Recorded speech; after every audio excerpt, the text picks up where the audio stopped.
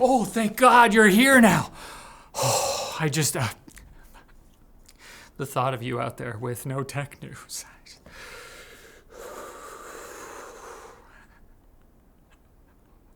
You're okay.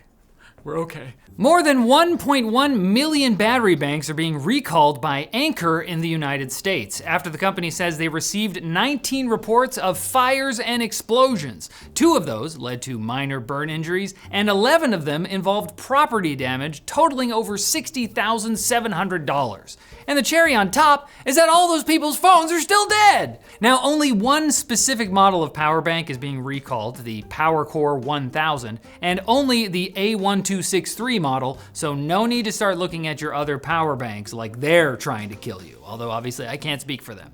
If you do have one, fill out the form and you could get a $30 gift card for other Anker products or a free different power bank that's fine, they promise. Unless someone proves otherwise, I'm going to assume this all may have played a role in the massive Google Cloud outage that caused multiple services to go offline for hours yesterday, including Spotify and Google Home. However, after fixing it, Google said the issue actually occurred due to an invalid automated quota update to their API management system, which was distributed globally, causing external API requests to be rejected. But I don't know, that sounds made up. The Intel Battlemage GPU ID, BMG G31, has been added by Intel to a driver database, more or less confirming that Intel is at least working on another Battlemage GPU more powerful than the Arc B580. Every Battlemage news item is like, it might be dead, and then, oop, it's not dead, maybe. This was spotted by videocards.com, who also reported that a reference to an unreleased Intel Arc GPU was spotted on the PCI SIG integrators list with support for a full 16-lane PCIe 5.0 interface. Now, you don't have to, but I choose to believe Intel's gonna give us a higher end gaming card because gamers, it's been said before, but we need Intel to light a fire under Team Green and Red's rectum. I didn't have to put that in. Is that allowed? Leaker mega-sized GPU claims NVIDIA's desktop RTX 5050 will use GDDR6 memory instead of the faster GDDR6X, just like the Radeon RX 9000 series. Although we can't be too mad at AMD, they also just randomly launched the Ryzen 5 5500X3D, a 3D cache gaming CPU for the rest of us, 5 years after the first Ryzen 5000 series launched. They've been shaking the box this whole time, and that one just kind of came out. They knew something was stuck in there. In AI news, fans watching the NBA Finals this week were treated to a fully AI-generated ad for Kalshi, the platform that seemingly views everything in the world as simply raw material to fuel gambling addiction. So a frenetic, nonsensical video full of fake humans is kind of on brand. I mean, you could tell Kalshi, but these aren't real people, and they'd say, neither are you, bet you $50. AI filmmaker PJ Aceturo took responsibility for the ad. He apparently made it for $2,000 worth of VO3 credits in just 2 days, and then reposted it on YouTube with the title, "The Disney approved our insane AI ad to run during the NBA Finals." That's what that emoji sounds like, BT dubs.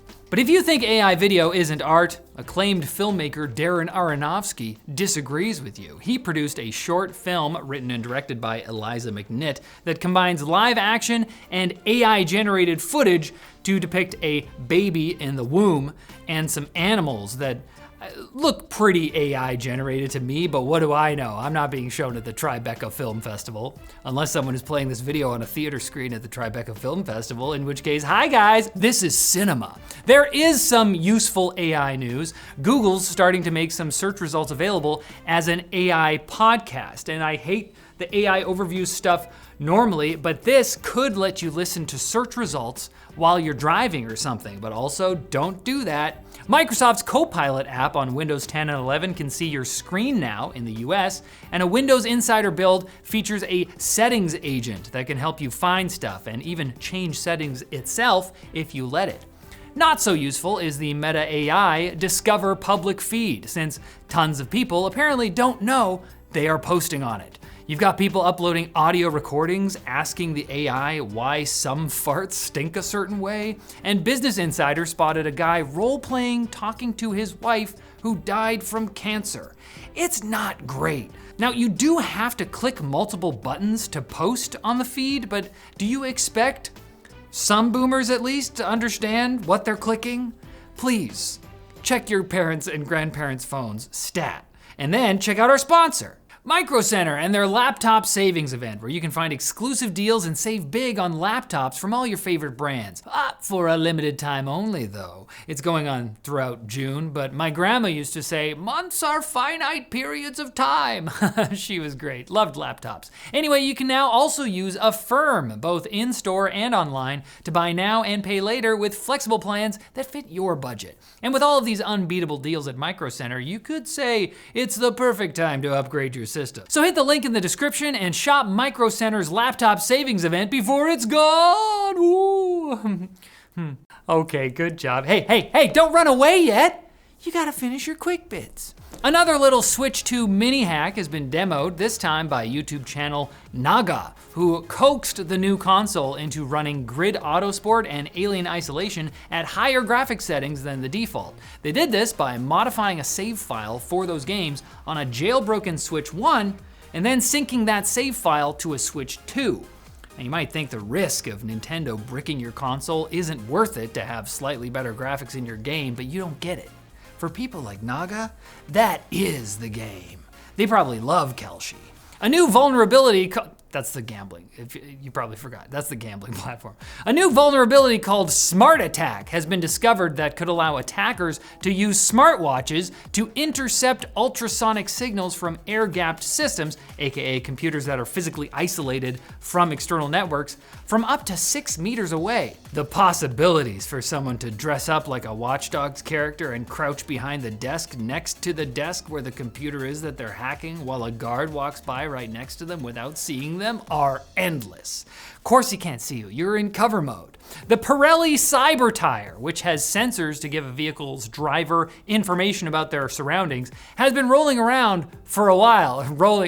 But Pirelli says the tires will now take part in a new pilot program to monitor roads in the Italian region of Apulia, so the government can know how healthy the road is. Has it been eating its quick bits?